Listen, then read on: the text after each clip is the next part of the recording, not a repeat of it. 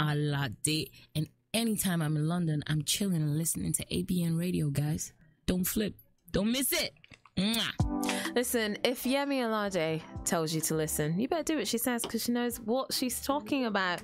I'm still here with Nadia Takyiwaa Mensah of Sixth Sense Manifesto. How you doing? I'm good. Good. We're having fun in the studio. And we're always having fun in the studio. There's no other way to do it, quite frankly, with myself and others. So you were telling me about working with brands in Accra and working with them in Lagos as well. But now you've set up the agency in London. Yeah, sorry. I just wanted to also say at the end of 2017, we actually became a Pan-African agency. Nice. So Sixth Sense is actually an independent agency, and we partnered with other independent agencies within South Africa, Tanzania, Kenya, Cameroon, and Ivory Coast. So you've got the Africa-wide reach. Pan-African, baby. We're Excellent. Pan-African. So yeah, so as of this year, we've now set up Sixth Sense in the UK.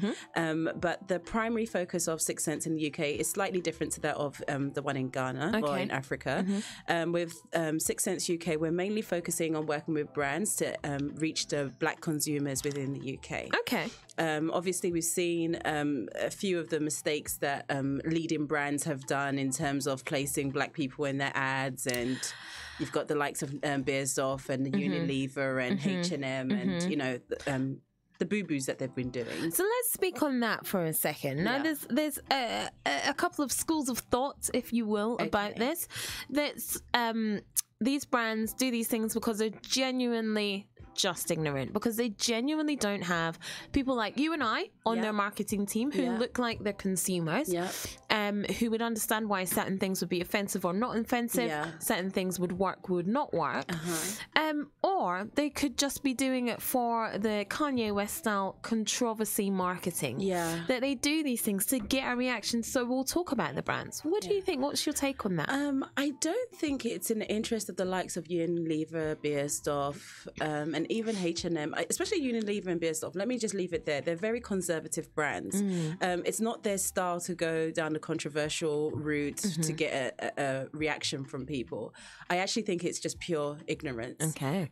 Isn't that in a way even worse? It is, but like you said, there's a lack of representation of you know, people keep on throwing around this word BAME. I'm not even looking at the Asians, to be honest with you. We're just looking at the Black consumers, because our demographics are completely different. And so wide as well. Exactly. Because even as Black consumers, there's so many different profiles within West African, East African, North African. We haven't even got to Caribbean. You know. And then there's also a new type of consumer demographic which is arising, which is taking a look at your mixture of your your African, your Caribbean, your British, and then the American influence. So that's now creating a new type of demographic of a consumer within the UK as well. So just if you look at those, just the different demographics, there's a lot there that we need to deal with.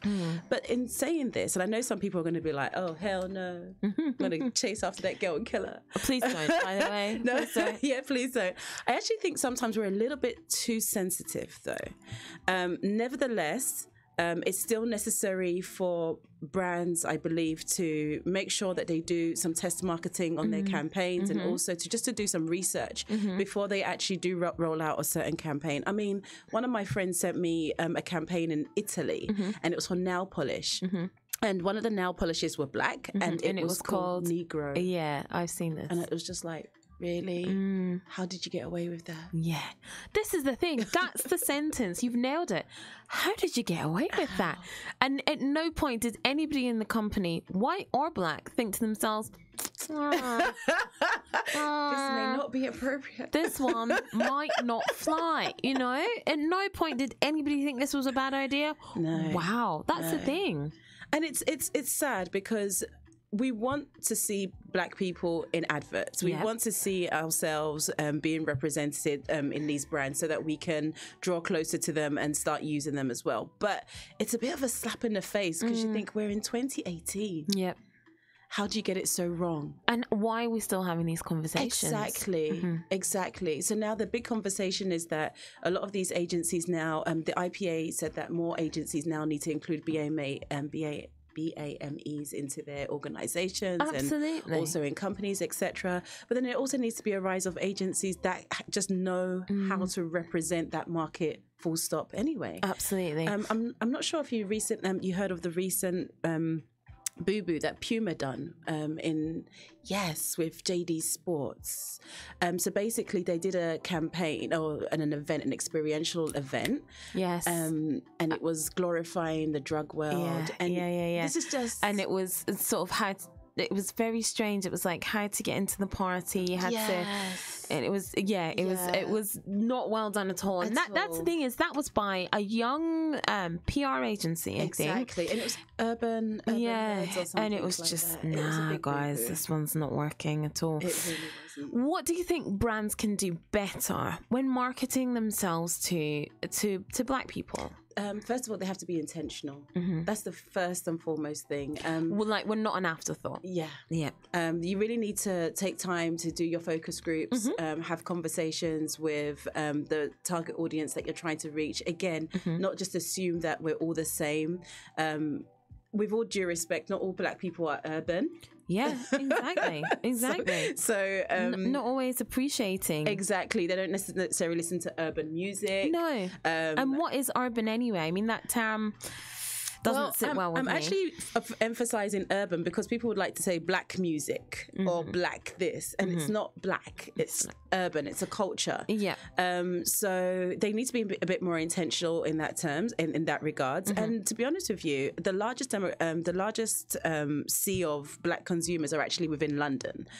Within the UK, we just have over 1 million, of which the UK, with which 1 million of them are actually in London, specifically South London, East London. So it doesn't even have to be a mega budget campaign. No. It could be very targeted, it can be very intentional and very repetitive. And when I say repetitive, in terms of you just don't do one campaign and that's it. You keep on over a period of time. Exactly. So that again, Black consumers understand that, okay, this brand is in it to win it. They're not just a flyby, oh yeah, we've just done a token Black ad or a Black campaign. Like, mean it. Yes. Yeah, and count the value of the Black pounds. And there's so much opportunity. I'll give you an example. You know the product Skull? Yes. For the feet. Yep. So there's research that shows that Black people actually have harder skin, especially underneath their feet. Okay.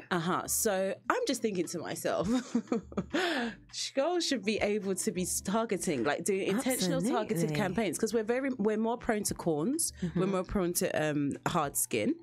It's a no-brainer. So we're more likely to use their products. No-brainer. So it's about waking up brands to the way that they can tap into the market. Yes. But like you said, being intentional with Exactly. it. Amazing. Exactly. Who would be your ideal brand you'd love to work with? I don't know. Who's on your wish list? To be honest with you, it really is the multinationals. It's the likes of L'Oreal, Unilever, Beiersdorf, Tesco's, Asda. It's just across the board, to be honest with you. Even the financial institutions such as Lloyd's Bank, Barclays, etc. Simply because, again, the Black consumer or the Black demographic are more entrepreneurial inclined. Yeah. So therefore, we're actually seeing a rise of Black businesses popping up all over the UK. And there's nothing better than being able to speak to those guys and say to them, hey, we can help you grow your money, we can help you manage your money, we can offer you these facilities to grow your business, so on and so forth. And then the other segment would be lifestyle. I mean, the Black consumer is big on lifestyle. Yeah. Even right now, when you go online, you see more lifestyle bloggers and influencers than you do any other area. Yeah. And we spend money. Yeah. I mean, I do. Let me tell you, my bank will tell you I do. We really spend money. We like the good life. We're willing. We our mantra is we work hard, we play hard. Like, say it again. And the funny thing is, when I first moved to Ghana and I was going between Ghana and Nigeria, trust me, how you guys play in the UK is nothing compared to how they play. Listen, if you thought Nigerians can spend, Ghanaians can spend though. Oh, they can. Don't ever underestimate a Ghanaian. They have money and they can spend. That's actually a whole different show. It's a whole different show. But it's true. I think Ghanaians are a bit more conservative. So in Ghana, we always say like the Ghanaians are like the British and the Nigerians are like the Americans. So that's how we best, do it. So Yeah. But it's true. There's money there to be spent, and people want to buy from brands and that understand them. Yes. And that value them. Yes, That's exactly. And I think even what's most important, and I'm finding it quite ironic that I've grown up to be a marketing person, because I remember when I was younger, it was always that thing of, why am I not seeing a black person in those clothes or in that advert or doing certain things? And the thing is, to be honest with you, I've seen brands now try and put in a lot of mixed race people in their ads. Okay, it's a step out there. Yes, it is. And also what I've noticed as well is that there's a lot of fashion brands that are using black people, which is good, because now we're able to see whether that particular color would work on our skin tone or not. So there's progress. So not to take away from the brands and say they're not doing anything at all. There is some sense of progress. Exactly. But there's the integration of black people within their campaigns. That's one thing. And then there's intentional targeted campaigns for the black consumers. The other thing Sixth Sense also is looking at is which is our secondary audience, is companies that are trying to export their products into the African market, and equally African products that are trying to import themselves into the UK market. So we serve both clientele in that sense. Yeah, because sometimes those things have to translate a little bit, don't they? There's a lot of amazing brands in Africa, like fashion brands and natural products that want to come in, like foods, and they all want to come in, but sometimes their branding of their packaging and everything it's not strong enough, and they wouldn't even begin to understand how they're going to penetrate this market. So we serve that. And then equally, when people are trying to go into the African markets, pricing is always a challenge. And the other challenge with the African consumer is that whereas they're now emerging as the middle income consumers, their spending habits are not the same as what it is in the rest of the world, in terms of how they prioritize what they're going to spend their money on. And not only that, there's not a need that has been identified for them to buy a particular product. So it's down to the onus of the brand to create that need and to tap into that consumer to say, you want me because it's going to be good for you. So you have to work a little bit harder entering into the African market than you do here. Well, I'm sure it's definitely worth it when it happens. Yeah. Oh gosh. No, I'm joking. No, eventually. It is. But what's important is that you understand what markets that you're going into. So naturally people would say, I want to go into Nigeria first. They've got 179 million population, of which maybe, let's say, even if 10% of that market is activated, it's money and they spend. Whereas in Ghana, again, very conservative market, only a very small amount of the population are actually active and, doing certain things. So you have to understand the different markets that you're going into and not have such great expectations and just take your time. Take your time. And that's where you come in. Absolutely.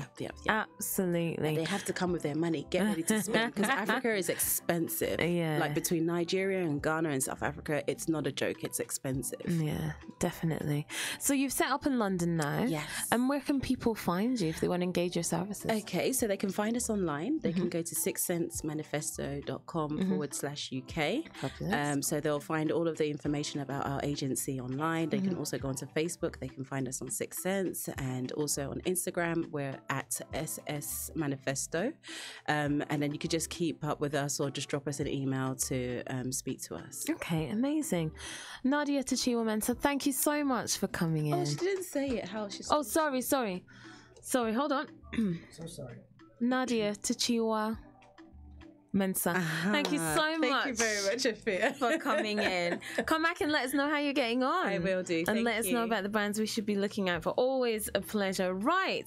We're carrying on with some Afro beats this morning. You had it earlier on. Here's a bit of Yemi Alade. One for the party.